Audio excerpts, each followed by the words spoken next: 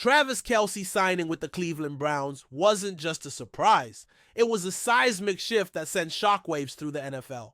For over a decade, Kelce was the heartbeat of the Kansas City Chiefs offense, the most dominant tight end in the game, and Patrick Mahomes' most trusted weapon. But now, he's traded in red and gold for brown and orange, and if his words during his introductory press conference are any indication, he's not here for a farewell tour. He's here to transform. Kelce walked into the Browns facility with the swagger of a veteran who's seen it all and won it all. 3 Super Bowl rings, countless Pro Bowl selections, and a Hall of Fame resume already secured. But he's not done, not even close. Standing beside Browns GM Andrew Berry and head coach Kevin Stefanski, Kelce made it clear this move isn't about nostalgia or one last paycheck. It's about legacy. It's about elevating a franchise that has been clawing at the door of contention, but has never quite broken through. And he believes he's the missing piece. For Cleveland, this isn't just a signing. This is a statement. After years of middling offenses, inconsistent quarterback play, and a carousel of coordinators, the Browns have decided it's time to go all in. And bringing in a player like Kelce isn't just about his talent.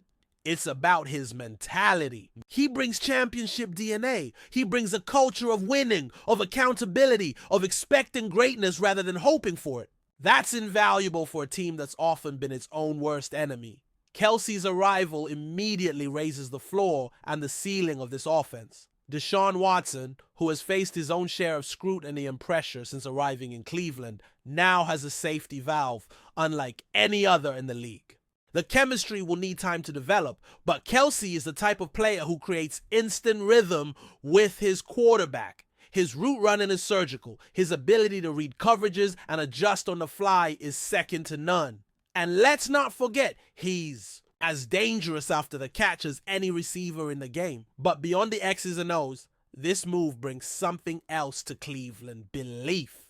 The Browns have long been a franchise haunted by history, by bad breaks, by same old Browns jokes that fans have had to endure for decades. But this is different. When a player of Kelce's stature chooses your team voluntarily, it changes the perception. It shifts the narrative. Suddenly, the Browns aren't just a team with potential. They're a team with expectations, and that's a powerful thing. In his first address to the media as a Brown, Kelce didn't mince words. "I'm here to help take this offense to the next level," he said, his voice carrying the weight of both confidence and responsibility. "This team has talent, man. It's got dogs, and I'm here to add to that, not to take anything away. I'm here to be a leader, to be a brother, and to win football games." That's classic Kelce. No fluff, just fire. He talked about how much he respects what the Browns have built, especially on defense, where Myles Garrett and company have established themselves as one of the most feared units in the league. But he also made it clear it's time for the offense to catch up. And he's ready to lead that charge. There's no denying that Kelce is past the physical peak of his career. At 35, he's not the same player who once racked up 1,400 yards in a season. But what he may have lost in explosiveness, he's more than made up for in experience, intelligence, and sheer will. He knows how to win matchups. He knows how to find soft spots in coverage. He knows how to lead a locker room. That kind of veteran presence can't be quantified. What's more, Kelce's impact won't be limited to Sundays. His influence during the week in the film room, on the practice field, in the weight room will be just as important. He sets a tone. He raises the bar. And for younger players like David Njoku, Amari Cooper, or even rookie wideouts, having someone like Kelce around is an education in what it takes to be great. The Browns' offense under Stefanski has often been described as methodical, even conservative at times. That may be about to change. With Kelce in the fold, Stefanski has a unique opportunity to open up the playbook, to use more 2 tight end sets, to exploit mismatches in the middle of the field, and to finally unleash the kind of dynamic attack that can keep pace with the league's elite offenses. It's not just about production, it's about presence. Kelce commands attention, and that opens up opportunities for everyone else. And then there's the emotional lift. Let's not overlook that. This is a fan base that lives and breathes every snap. They've seen heartbreak. They've seen rebuilds. They've seen flashes of hope only to watch them fade away. But now they see something real. They see a future Hall of Famer choosing Cleveland. They see a franchise that's tired of waiting and ready to win. And that kind of momentum can be contagious. Of course, there will be skeptics. There always are. Some will say Kelce is too old. Others will question the fit. But if we've learned anything over the past decade, is that you don't bet against Travis Kelce. He's the type of player who thrives on proving people wrong, who thrives on big moments, and who thrives on doing things people say can't be done. This next chapter in Cleveland isn't about recapturing past glory. It's about building something new, something bold, something lasting. Kelce didn't come to Ohio to ride off into the sunset. He came to rewrite the script. And if the Browns can harness that energy, if they can tap into the culture and confidence he brings, they might just become the most dangerous team in the AFC. For years, the Browns have had pieces. Now, they have purpose, they have a direction, and they have one of the greatest tight ends in NFL history ready to lead the way.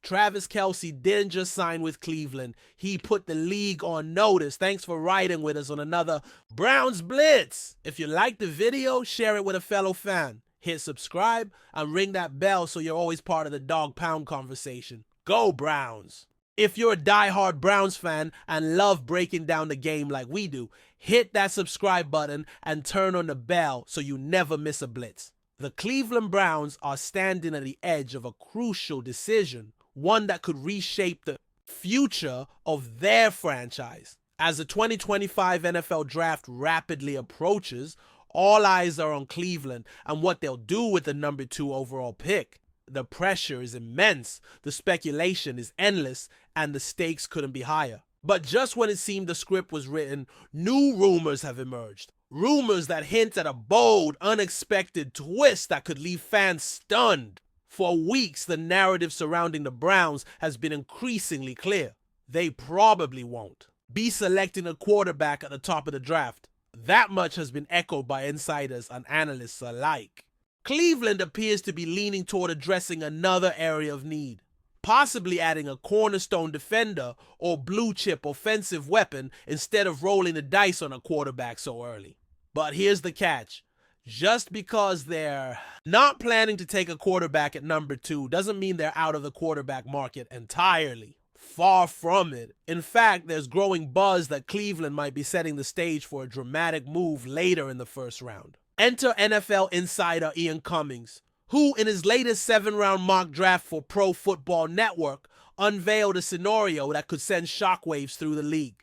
According to Cummings, the Browns aren't just keeping their options open. They're preparing to strike.